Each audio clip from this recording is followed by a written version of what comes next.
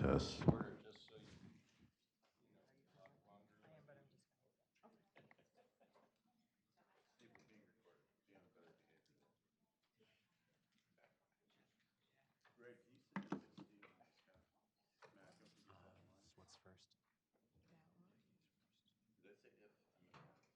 So they're all open now? Yeah, they're all open at the Okay, bottom. thank you. All right, Vicki. Thank you. Good evening, everyone. I want to welcome you to the College of Pharmacy PhD Open House. My name is Vicki Ellingrod. I am the Associate Dean for Research and Graduate Education. I'm just going to say a few quick things about the College of Pharmacy. And then after I speak tonight, we're going to be having representatives from each of our 3 departments talk about their PhD programs, as well as some current graduate students talk about the work that they're currently doing within their various programs.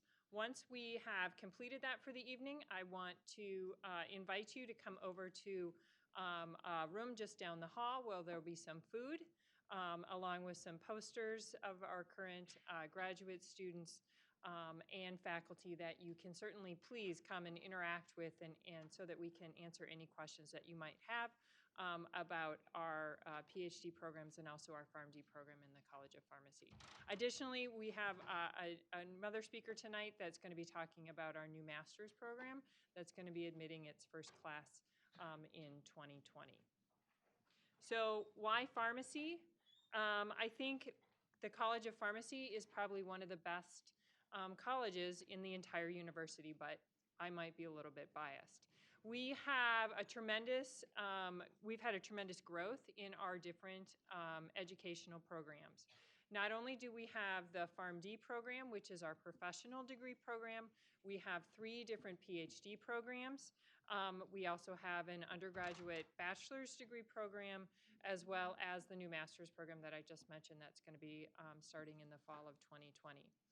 In addition, we also have several combined programs. We have different PharmD PhD degrees in each of our 3 departments, as well as if you enroll in our PharmD program, we have opportunities to take a year out and get an MBA or an MPH or additional master's degree programs. So I talk about our 3 different departments here. Really, we encompass all aspects of research as it relates to medication, from initial drug discovery all the way to advocacy related to the medication use process. So we have a representative here tonight, Dr. George Garcia, who is chair of our medicinal chemistry department. He's going to be talking about some of the wonderful research that's going on in our drug discovery efforts. Additionally, we have chair of our pharmaceutical sciences department, Dr. Steve Schwendeman, who's going to be talking about the formulation aspect. Once we discover a drug, then we need to get it into the human body.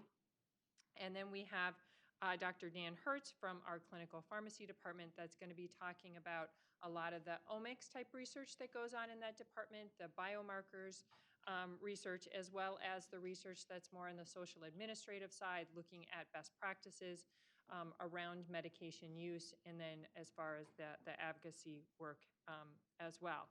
For those of you that might be interested in the PharmD program, we're hopeful that Mr. Mark Nelson is going to be here to come and talk to you about that, as well as the combined PharmD PhD. If you're interested in that, please come see if you can find him. Otherwise, Dr. Cherie Dotson is here, and she can talk to you about the PharmD program as well. But again, we're very excited because there's such a breadth of and depth of research that goes on in the College of Pharmacy, which is why we think it is such a special unit here on campus. And don't just take our word for it. We do surveys of our alumni. We have one of the largest alumni networks here on campus with over 4,000 alumni worldwide, which we like to tap into as our students are looking to take their next step once they complete their education here at the University of Michigan. 97% of them directly attribute their career success to the education they received in the College of Pharmacy, and 94% of them would choose coming to the College of Pharmacy again if they had to make that option, or if they had to make that choice again. So again, we're really happy, and we're glad that you're here, and we're looking forward to talking to you about continuing your education here at the University of Michigan College of Pharmacy. Since 1876, we have been leaders in pharmacy research, and have had one overarching goal, which is to make a profound, positive difference in the health of the world. And we feel that we've really been able to achieve that goal. But again, by joining the College of Pharmacy, you can help us to continue to achieve that goal. And with that, I am going to turn the mic over to whoever is George, to Dr. Garcia.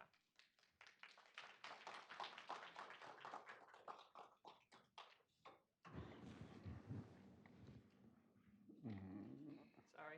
Of course, There we go. Of course, you're the last one. Thank you. Ooh. That's loud. Okay.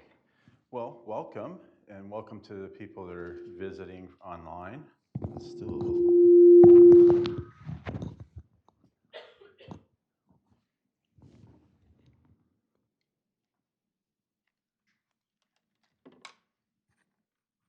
Okay. Let's see. Can you hear me? That's good? Okay. Sorry. I think it was probably just because both mics were on. So anyhow, welcome. I echo Dean Ellingrod's comments that it's really great that you're here. We're very excited. Students are the reason we're here. Without you, we could all be working at some pharmaceutical company making a lot more money than we make now. And but that's why we're here. We want to be here because we want to be involved with the students, and it's what makes things work for us. So let me tell you a little bit about medicinal chemistry. So I got a few slides up here. So why choose medicinal chemistry, and really sort of what is medicinal chemistry?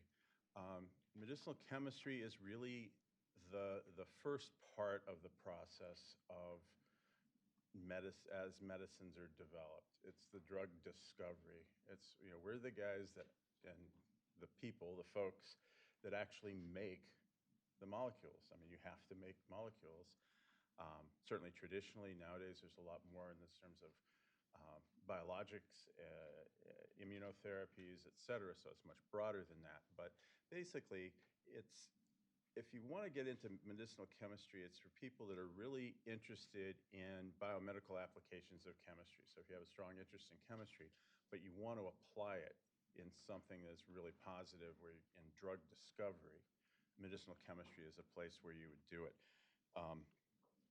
I'll talk a little bit later about where some of our students go, but largely they would go into either pharmaceutical industry, they may go into academia, they may go into regulatory things.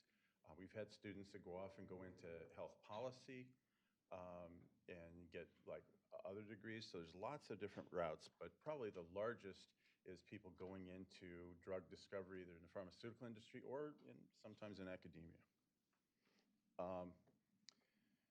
So this is just, I'm not going to read these slides, you can read them.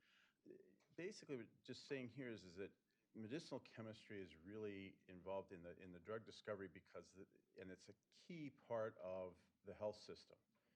The health system, the physicians, the pharmacists, et cetera, need these therapies to use to treat disease. One example is antibiotics. We all know about antibiotic resistance that pathogens have, and we need more and newer novel approaches to develop novel antibiotics to fight those. And those come from, basically medicinal chemistry is the first step in developing those. So what does medicinal chemistry involve? The different types of activities. It can involve target identification and validation for example, HIV protease inhibitors. Everybody's probably heard of those for AIDS. Well, the protease is an enzyme. Somebody identified that and found out, wow, there's this enzyme, it's critical for HIV. What if we inhibit that? And so somebody had to identify that as a potential target and then validate that yeah, if we do inhibit it, it will destroy the virus. Okay, now we know what to go after. Let's go after it. Rational drug design, structural biology, looking at three-dimensional structures of these targets is part of medicinal chemistry. computational-based drug design using computers to model either these complex targets or systems. We do a lot of, there's computational work in terms of bioinformatics and cheminformatics when you're looking at potentially thousands and thousands of compounds, different analogs, and looking at activities of these things and to try to make sense of all that data. It's a huge amount. So there's computational approaches to doing that.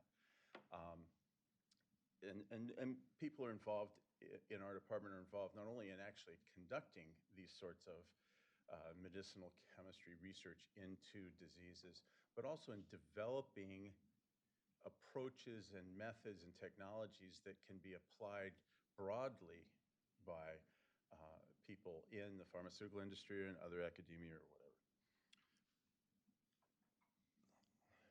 So medicinal chemistry also involves a number of what we might call more traditional disciplines. Chemistry, obviously, or synthetic organic chemistry is obviously a big part of it, but combinatorial biochemistry or biochemistry, enzymology or mechanistic enzymology, we've done some of that, computational chemistry, chemical genomics, high throughput screening, all of these more traditional chemistry, some biochemistry, maybe even a little pharmacology at sometimes, all come to play in what we do in medicinal chemistry. So its basis, its foundation is a multi-legged foundation involving more traditional disciplines that all come together. And one thing I'd like to say also is, as an aside, but a very important one, is we have the departments, and Dr. Ellingrad showed the clinical pharmacy, medicinal chemistry, pharmaceutical sciences. At one time, many, many years ago, they were very distinct departments that were in their silos and they did their work. The medicinal chemist generated some molecules and we handed it off to the pharmaceutical scientists. That their job was then to try and figure out how can we make this lump of grease that these medicinal chemists gave us work in a human body. And the clinical scientists are then saying, how can we reduce this to practice in really human medicine? Those lines have blurred so much, and there's so much overlap now. People are doing drug discovery, and Steve will tell you about it, in pharmaceutical sciences. People in medicinal chemistry are making prodrugs and looking at metabolism. So, and I'll tell you, one of the things that I have found that I think has been really amazing is the fact that I've been working for 30 years in a building where I'm doing my medicinal chemistry, and I can literally walk down the hall through 2 doors, and there is the office of one of the people that is like one of the world's experts on GI drug absorption and in the pharmaceutical sciences. And we can interact and get that information and that thinking. It makes what I do, it makes me think much better about what I'm doing. One of my targets in my own lab is a intestinal pathogen, and it lives inside GI cells. And Gordon Amidon is one of the world's experts in transporters, and they transport things into GI cells and things. And it's just such a wonderful thing to be able to talk about this and get that feedback. So when we talk about our departments, realize that there's a lot of interdigitation, if you will, of these. Let's see. So our program, we have about 11 departmental faculty. I think that's up to date. We have 4 joint faculty. At least one of them I see is here today. We have other faculty who don't have appointments in the College of Pharmacy, but are associated with our graduate program, and so they mentor graduate students. It gives our graduate students a much broader group of faculty to work from. One example is Peter Scott, who's in radiology. He's a chemist, and they work on developing PET imaging agents. So they take a molecule, which is like a really good specific, say, receptor binder, antagonist or something, for a certain receptor that's associated with a certain type of, say, brain cancer or something. And I realize that sounds very silly, but that's the extent of my knowledge of that.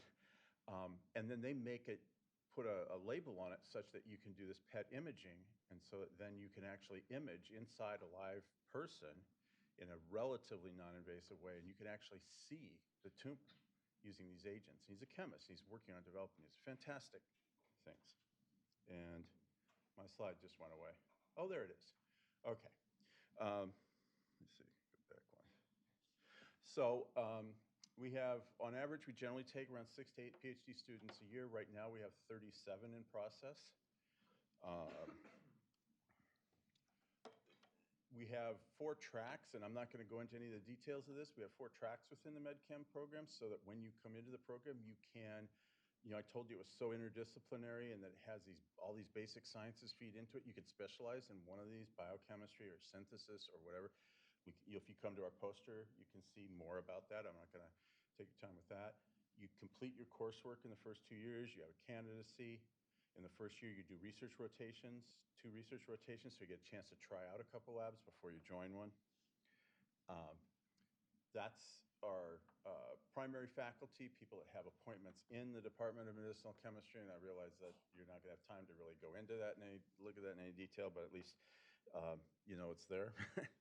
And this slide I think is kind of interesting, and it's a relatively new one I put together because I thought one of the things that you might be very well be interested in is where do our students go?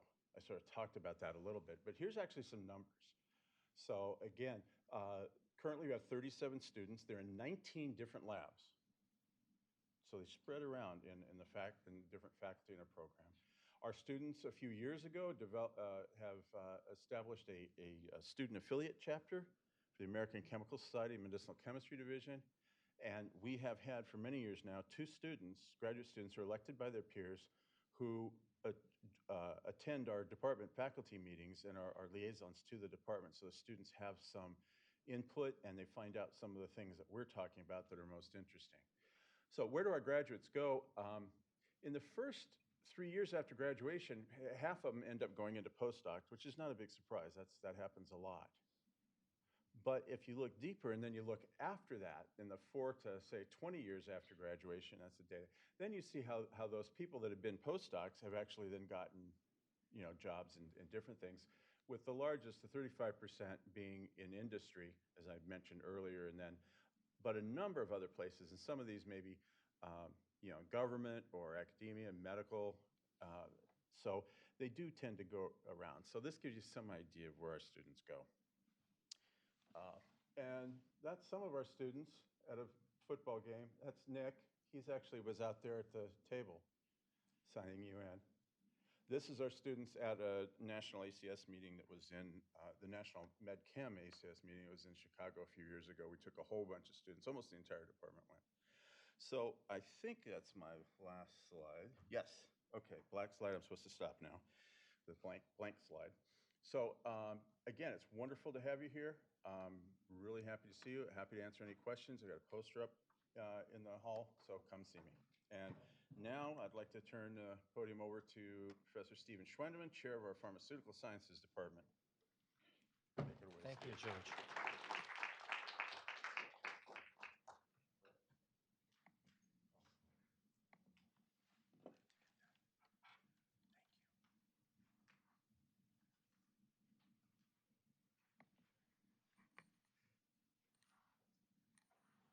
Good evening. So I'm going to try to use this mic so we don't have any issues as we were before. Again, my name is Steve Schwendeman. I'm Chair of Pharmaceutical Sciences, and welcome. It's the next cycle. I mean, what we do here is about every year we see a lot of bright new faces, and many of you have to figure out where you want to go and what you want to do. And that's one of the reasons we're here today. And I would like to just tell you a little bit about our department and what pharmaceutical sciences is. And in pharmacy, we have very specific goals. And we're not picky about what sciences go into accomplishing those goals. Okay, and in pharmaceutical sciences, one of the things that we want to do is take existing drugs and figure out how best to give them to deliver them to the body in a safe and effective manner. Okay, and so in order to do that, we generally have many physical and biological barriers for those drugs to pass. So you can imagine if you take a tablet, that tablet has to dissolve before the drug can become absorbed and get into your bloodstream. Okay, and that can take a certain amount of time, and that can make the difference of whether or not you feel better or you don't. How long it takes to dissolve. Okay, and so we spend a lot of time on all of those kinds of details. And it involves quite a lot of different aspects. And you can see we're integrating concepts as diverse as biology, chemistry, cellular and molecular biology, chemical engineering, material science, pharmaceutics, pharmacology, physiology. And you can find a lot of this information on our website. And we have really world-class facilities. We've been a top department in pharmaceutical sciences throughout the world for, as long as when I was a graduate student, which I don't want to tell you when that was. But we've had a steady stream of graduate students. I think we have about 40 graduate students, and it's been that level for a very long period of time. So it's a very stable, well-known program. We constantly renew our goals. We reevaluated our graduate curriculum just a couple years back, and we revised that. And we have all of the facilities and a balance between biology and physical chemistry. So we try to give a very general education in this discipline. And so, most of our students end up going into industry, but also in academics and government agencies. And our students are very highly recruited out of their PhD. Most of our students go directly into industry. So we have a number of different types of research. And again, we start from the very physical, how drugs in their solid state can be formulated better to make them soluble so they can dissolve. To how do the drugs get absorbed when you take them take an oral medicine, how they go across biological membranes, how they distribute in the body. Then we make some sort of fancy dosage forms too. We make some nanoparticles, right? And some of these nanoparticles are not much bigger than proteins. They're only 10 nanometers in size, so they're amongst very, very stable, very, very effective, very safe. And so we work with a lot of what I call real-world materials. We're not interested in fancy things that are just cool ideas, but actually we expect to be translated into new therapies. Okay, so we work with vaccines, we work with biologics, we engineer new biologics, we deliver biologics, so a lot of large molecule delivery nowadays. We have biophysical techniques to evaluate HIV particles to figure out how they behave in the body. And so many different, really cool things are going on. So what would you do if you were to apply and get accepted and to matriculate into our graduate program? In the first year, you're going to have your coursework, and you're going to take interdepartmental courses, so courses that our faculty teach. You're going to take some core and prerequisite courses, extra departmental courses, things that you might be interested in that will help your research project. You'll take Medicinal Chemistry 660, which is our ethics course. All our graduate students take this course.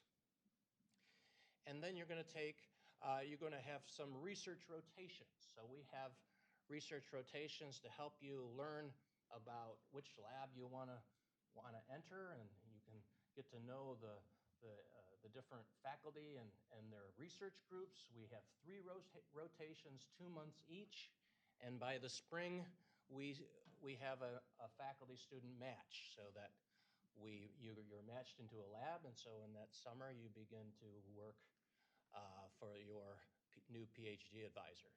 We have department seminars, and then we have first year workshop attendance that is necessary, that is put on by our graduate coordinator. In second year, we complete our coursework and we have a preliminary examination. And so you have a write-up and an oral exam that will determine whether you can go on to candidacy. And most students do very well, and they go on to candidacy, and then they form their dissertation committee. And then every year, while you're doing your research, you have annual research updates to make sure you're on target with your PhD. And then you have your first department seminar, and you start to write your papers, and then you might go to a conference, have fun with your buddies and pals, and more seminars. And then years 5 and 6, you're going to write your dissertation, and you're going to have some more research update meetings to decide whether it's time for you to do your defense. Okay, and then you have more publications, hopefully, and then you defend your thesis, and then you are done. So, does anybody know what it is to become a PhD? Anybody have any ideas? What do you think becoming a PhD means? Anyone? What do you think?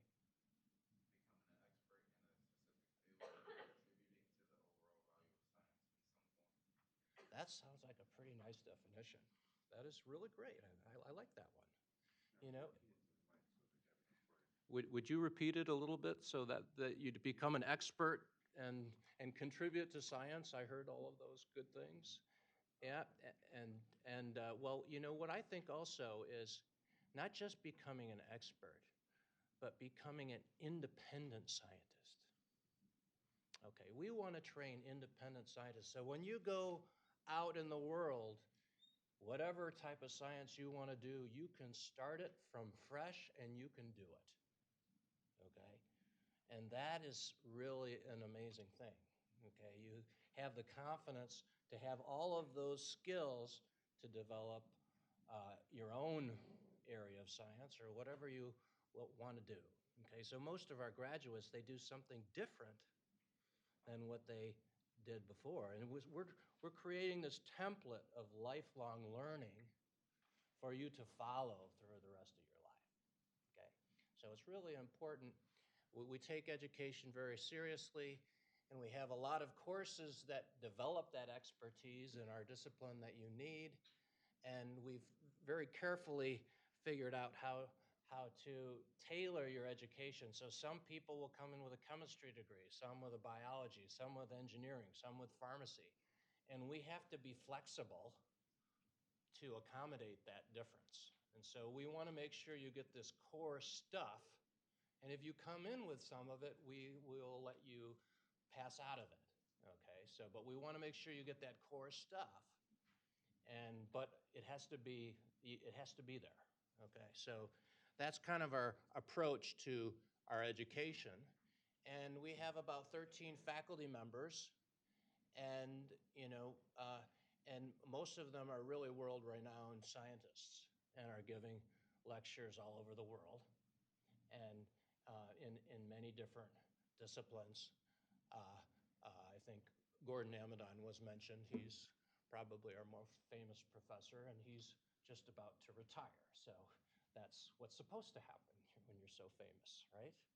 So you had a great career, and but he's always here around giving us great advice, and we're carrying on the torch as he's entering his becoming an emeritus faculty.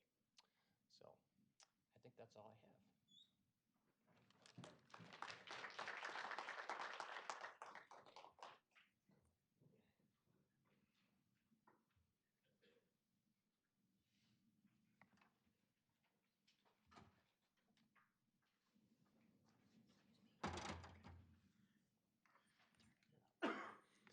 Okay. Hi, everybody. I'm Dan Hertz, and I'm here on behalf of Karen Farris, our department chair, She's traveling today. So I'll be telling you a little bit about the Department of Clinical Pharmacy and our PhD program in Clinical Pharmacy Translational Sciences. So I'm going to start out with just what is Clinical Pharmacy Translational Sciences. If you're sort of following the progression, we heard a little bit about drug discovery in our medicinal chemistry program, and then drug development and pharmaceutics in our pharmaceutical sciences program. In clinical pharmacy translational sciences, we're really at the end point. So we have a drug that's out there in patients. We're trying to figure out how do we make that drug work the best, okay? So we're trying to figure out how do we improve outcomes of medication treatment of the drugs that are currently in patients based on whatever factors we can possibly use. A lot of the factors that we think about are specific to the patient. So what are the patient-specific factors that determine who will have response to treatment, who will have a side effect? We call this precision pharmacotherapy, and a lot of times you'll hear about omics. So we think about genomics or genetics. What does the patient's genome mean to how they'll respond to drugs? Or pharmacokinetics, which is our word for drug concentrations. How much the drug is in the body, how long is it there for, and how does that determine whether they're gonna have side effects or experience response? We also think about other clinical biomarkers. So what are the other attributes of that patient? Comorbid diseases, other things that might determine whether they're gonna have a side effect to treatment. And physiological biomarkers. So what are other things that we can measure in their blood, other measurements that we can take in the patient that might determine whether or not they'll respond or have side effects. That's all in the precision pharmacotherapy space. The other half of our program thinks more about the societal factors. So what are the things going on around the patient that might determine whether they're gonna have the best outcomes that they can possibly have? Medication adherence, are they taking their medications? Are they continuing to take their medications when they're supposed to? How are pharmacists used in the healthcare system? What is their role? How much do they interact with patients? Do you only see a pharmacist when you go to pick up your medication at the pharmacy, or do you see them while you're in the hospital? Do they follow up with you after you get your medication or after you're discharged from the hospital? All the different ways that pharmacists can be involved in the medication system to make sure that patients are getting the best outcomes possible. Treatment disparities, how come some groups do better on certain medications? Is it issues with access or issues with behavior, issues with the system in place around them, their resources? Medication use policy, how do we best use our medications to make sure that the right patients are using and having access to the right medications? And then pharmacy informatics, how do we create systems so that they are the best at making sure that the right information is at the bedside when the doctor needs to make a decision? Or how do we look at the large amounts of data in our healthcare system to find patterns that we can then use to make sure the next patient is treated ideally? So those are all the things that we think about in clinical pharmacy translational sciences. Our PhD program, like the others, is both didactic and mentored training for postgraduates. I would say that we primarily have PharmD graduates, and you'll meet one of them in a minute, who come into our program and learn how to do research, so mostly clinically trained, but not exclusively. We will take BS students or other undergrads and train them for careers in research in different fields. Oftentimes research-focused faculty in academia, like ourselves here, or clinical translational researchers in industry and pharmaceutical companies, or in government jobs. Any of those places someone from our program would go to. Again, our students select from those two tracks, either precision pharmacotherapy or health services research, and their curriculum and their research will be reflective of that decision. So this goes through the coursework. There's core coursework, including some grant writing, biostats, bioinformatics, study design. You can see the rest of the things listed there. Then our precision pharmacotherapy students take some coursework in the omics sciences, pharmacogenomics, kinetics, metabolomics, those kinds of things.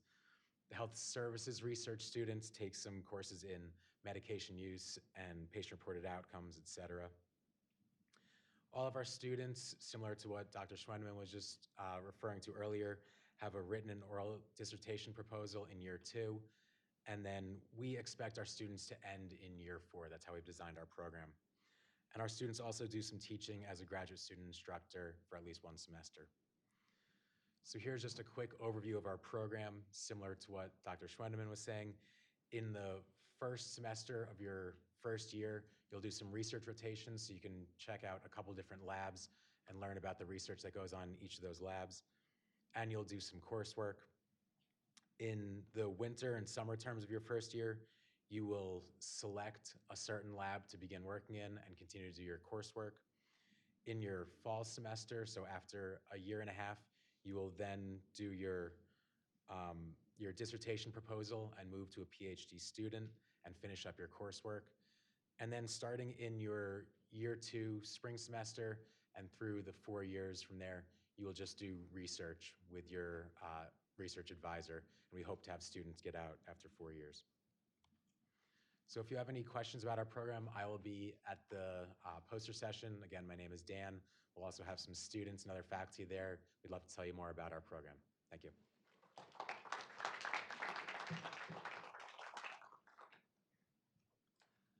Oops, okay.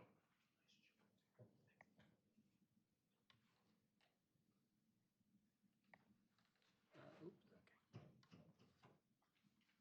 this will work. Maybe there's a better way to do it. But I guess we're good. Okay, good evening, everyone. It's great to see the interest in our programs here at the College of Pharmacy. I'm Greg Amadon, and I'm very excited to introduce to you for the very first time our Master's in Science and Pharmaceutical Sciences program. This is a brand new program, and we will be admitting students into this program beginning in the fall of 2020.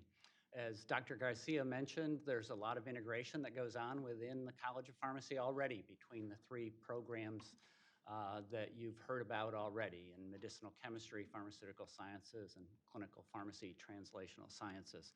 And we're offering this program for the first time as we've thought about it as an opportunity to provide students like you an opportunity in a very flexible way to explore those disciplines and begin to integrate the sciences associated with each of those.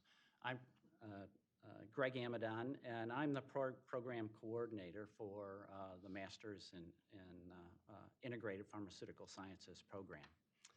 So this really provides, as I've said, an opportunity for our students to develop skills and an integrated understanding of drug discovery, drug delivery, and clinical pharmacy and practice. There's an opportunity in a very flexible way to utilize all of the graduate education classes that we teach in the 3 programs to build a program, an academic program that would meet your needs and interests. So the objective really is to provide you this broad range of opportunities in each of our 3 disciplines. And we expect that students coming from science, technology, engineering, math backgrounds, and any health-related science would be great fits for this program. We expect that the students would focus on 1 or 2 of the 3 areas that you've learned about already that our college offers.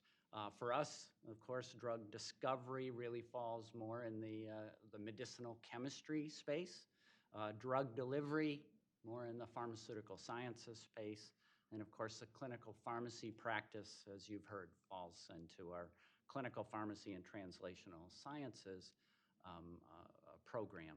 But each of the 3 programs offer a wide range of coursework throughout the year, and students have the opportunity to pick and choose from those graduate courses their own individual course of study.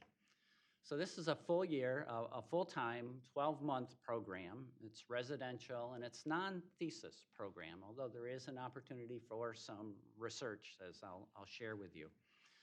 But it involves 24 credit hours total of coursework. 16 of those are required from the College of Pharmacy in our 3 departments. And there is the opportunity for an additional 8 credits of graduate coursework from the college or from the university as a whole. So there's a lot of opportunities here for you to tailor the program to your needs. The research we describe as a capstone project. So this occurs in the summer, the spring and summer semesters. It's a full-time spring and summer research project under the guidance of a faculty member within the College of Pharmacy. At the end of the summer, there's an expectation for a written report that might be a publication or contribute to a publication, as well as an oral presentation of that research that you've done. So going a little bit more into detail in that research capstone project, it's completed under the guidance, as I said, of a faculty member within the college. It basically covers the 14 weeks of the spring and summer semesters. This is a project that may be laboratory-based, certainly in medicinal chemistry and pharmaceutical sciences. There's a lot of laboratory-based research that goes on. There is, of course, laboratory research that goes on in the clinical pharmacy translational sciences space too. But it doesn't have to be that. That could certainly be some sort of literature synthesis, as we indicate here, or review, contributing to the research that's going on in that faculty member's laboratory, for example. And at the end, as I said, of the capstone project, there's that oral presentation and a written report that is required. So again, just kind of summarizing the time frame here, students would enter in September, complete approximately 12 of the credit hours. That would be full-time student in coursework in the fall semester. Another approximately 12 credit hours of coursework, again, full-time in the winter.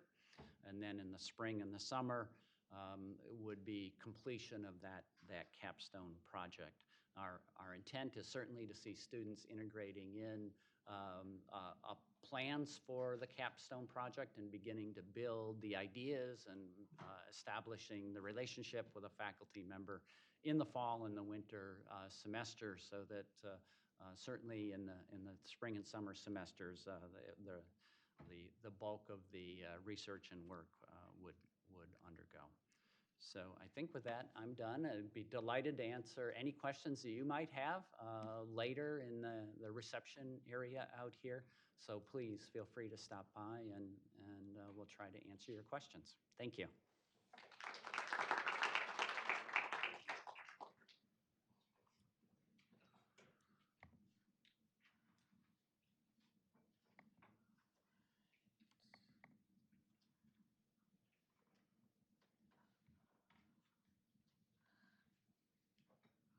All right, here we go.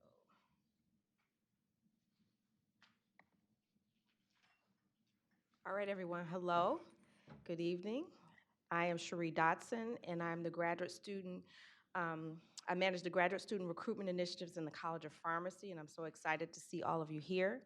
So today I am going to give you an overview of our admissions process. So you've heard from all of our PhD program coordinators and chairs and our master's program, and so I'm going to kind of summarize it by giving you an idea of what it means to apply and what's needed to make application. So starting with the PhD programs, all of the applications to our PhD programs go through our Rackham School of Graduate Studies. What I have listed on the slide here are some of the components of the application, and so I'll kind of go through those briefly and kind of define what those mean.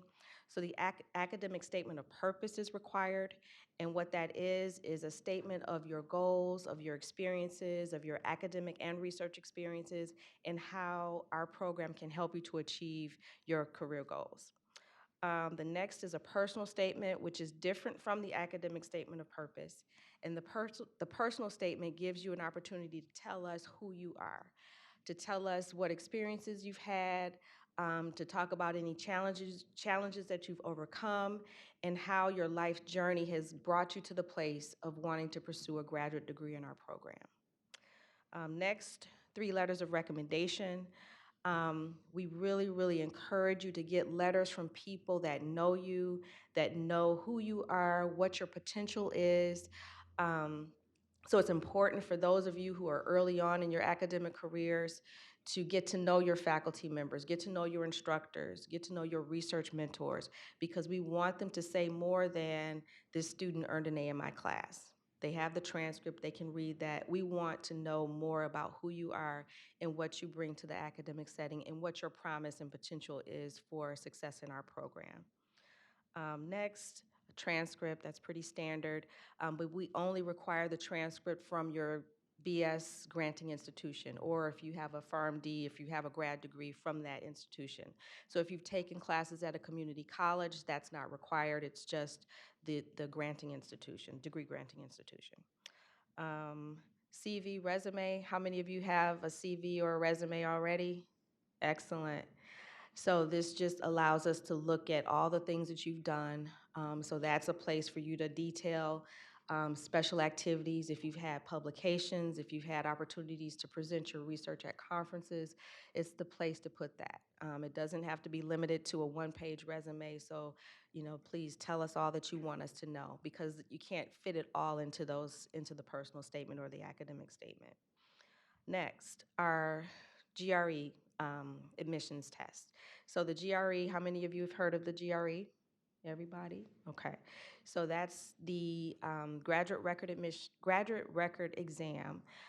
That is not a requirement of the entire university. That is a departmental specific requirement. And even in the College of Pharmacy, it varies. So this year is the first year that the Department of Medicinal Chemistry is not requiring the GRE. The Department of Pharmaceutical Sciences does require it, and the Department of Clinical Pharmacy prefers it, but does not require it. The TOEFL exam, so for those whose native language is not English, that exam is required. However, there are exceptions. So if you've completed your undergraduate studies completely at an institution whose language of instruction is English, then you are exempt from it. And there's a few other exemptions as well. Now to the money part. So for those who are thinking about application fees, because those do add up, for our PhD programs, the application fee is waived if you are a domestic applicant. So if you are a U.S. citizen or permanent resident, you don't pay that fee. International students do pay a $90 application fee. And then finally, the deadline for all of our PhD programs is December 1st. So kind of moving down the process, so once we have your application, like I said, it goes through the Rackham School of Graduate Studies, and then it gets sent to the individual departments. And that's where the admissions committees evaluate all that you submit in a holistic process. And for those that they are considering for admission, invitations to come to campus for an interview are made. Those interviews take place typically in late January to early February, and it's typically a collective interview so students come in groups and have an opportunity to talk with our faculty members, to meet our graduate students, and to have a little bit of fun with our graduate students during the process. But it's your time to really talk about who you are, to talk about the research that the research experiences that you've had, and to learn about what we do. Because we want this to be a good fit for you as well. And so, again, that takes place late January to early February. And then admissions decisions come out following that. So from February to April, admissions decisions are being rendered, and all offers of admission are expected to be accepted by or declined by April the 15th. And so that's when our whole process is concluded. Now, here's the good part again. The money, the funding. So all the students in our program are fully supported financially. So we pay tuition, we pay fees, health insurance for the student and dependents, and we also pay a stipend. And this is typically true of most PhD programs in the sciences, so you do not incur debt, while you're earning your PhD. And our current rate is a bit above $32,000 per year. Okay, so shifting to the master's program, our brand new program that you just heard about. The process is similar, so the applications go through the Rackham School of Graduate Studies, as I just mentioned. The elements of the application are also the same. The GRE is not required for this program. And the biggest difference here is the money part. So you do pay the application fee and you do pay tuition as well. So those things are not waived or supported. The deadline for the master's program is pushed back a bit, so that deadline is February the 1st. And as Dr. Amadon mentioned, this is our first year, so we are accepting applications this year. So February 1st, 2020 is the deadline for that if you are interested. So that concludes my comments, and I do invite you to see me or any of my colleagues next or down the hall to get any of your questions answered. My email is listed on the screen. You can also visit us online. For those of you who are watching us live stream, please do feel free to contact me via email or to visit the website. So with that, we are going to transition into the student portion. So you will get a chance to hear from our students in all three of our programs: medicinal chemistry, pharmaceutical sciences, and clinical pharmacy. And so I'm going to call Sarah Burris to the stage first, and she's representing medicinal chemistry. So thank you.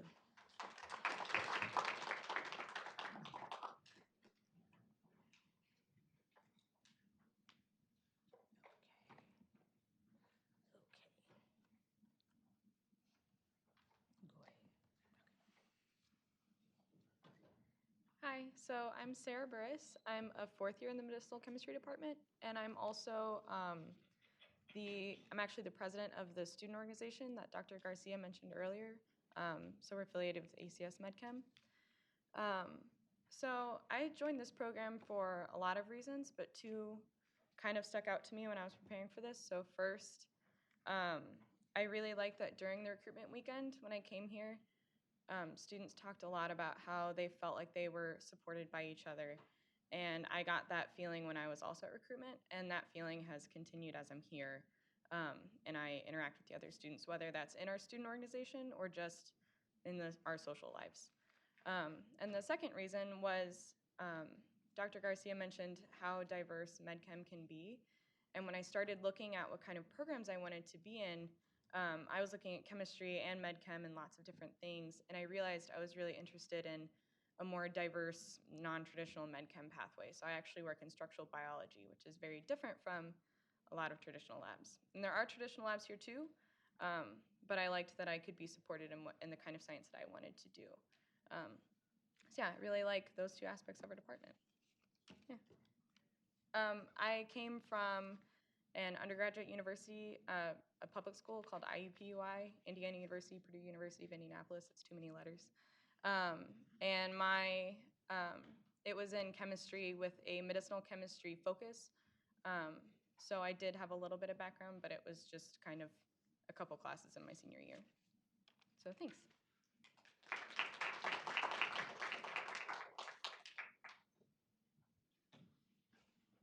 Hello, my name is Jen Diaz Espinoza. I am a third year in the pharmaceutical sciences program. My undergraduate studies were done at Calumet College of St. Joseph's in Whiting, Indiana, and I majored in forensic biotechnology. I mainly joined the program as how you heard, it's interdisciplinary, and it works well for a student like me whose academic background is combined both chemistry and biology. Also, the Pharmaceutical Sciences Department has a strong student organization called AAPS. They put on professional development, social, and volunteering events that brings the entire department student population together and promotes networking opportunities. Our department also encourages the students to show their research at domestic and international conferences, which fortunately they're all covered with travel grants. And most importantly, the department promotes a collaborative environment. So most of the students collaborate within the department and also with outside universities. So with my degree, I'm planning to actually go into patent law.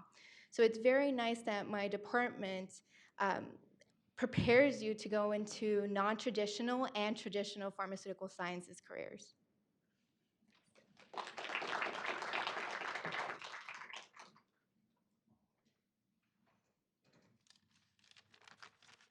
All right, hello, good evening. My name is Logan Smith. I am actually a first-year graduate student in the Clinical Pharmacy and Translational Sciences program.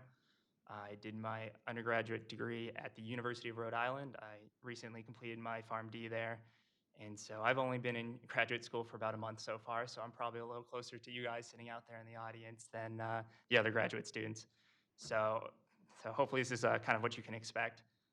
The reason why I chose this program is that there's a very strong focus in personalized medicine and kind of the translational aspect. And as someone who's coming from a more of a professional practice background, this is something that I'd always been interested in.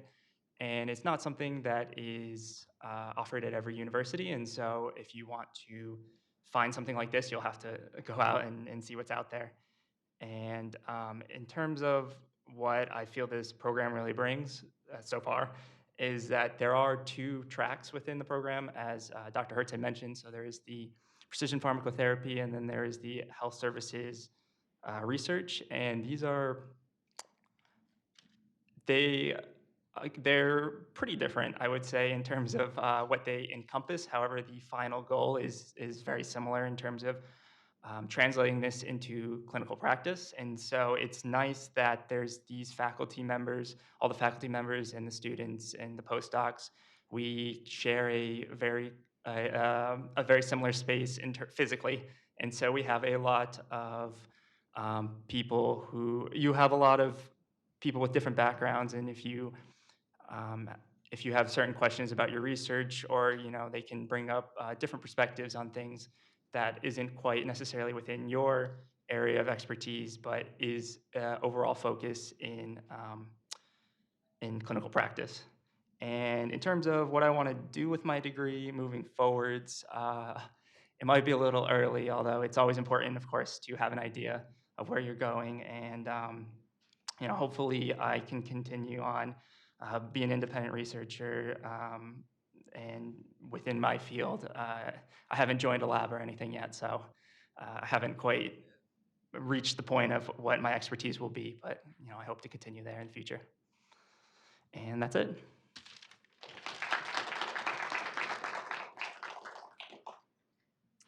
Okay, so this concludes this portion of the event. We invite all of you to come to go to the Great Lakes Rooms to enjoy some food and to meet all of our faculty, to learn more about our research, and to meet some of our graduate students as well. So thank you so much for coming.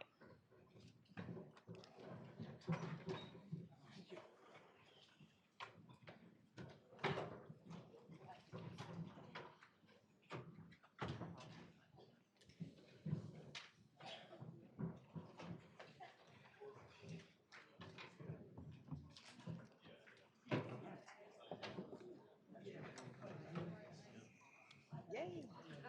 Hi there. Actually, yeah, I'm a transfer student. Okay. Now in SPS. Okay. Just from CPU. Oh, really? Yeah, Oh, yeah. good, We're just good. asking. Nice to meet you. Yeah, thank you. No, we have been here for a year. Yeah. But we haven't met before, have we? No. Okay. Yeah, but I'm expecting to meet more because things we are now still also in the application status. Yeah. So you're ready to apply to which program? Okay, excellent. You don't have to whisper. I have some question like the situation like us, do we have to also provide the total score? No. So your entire BS degree is being completed here, right? Or you said you transferred. CPU. You do. Yeah, You half in have to, China. you have to do the TOEFL. Okay. All of the degree, all of the coursework has to be completed in the U.S. in order to be exempt from it. Okay. Got it. Yeah, sorry. It's For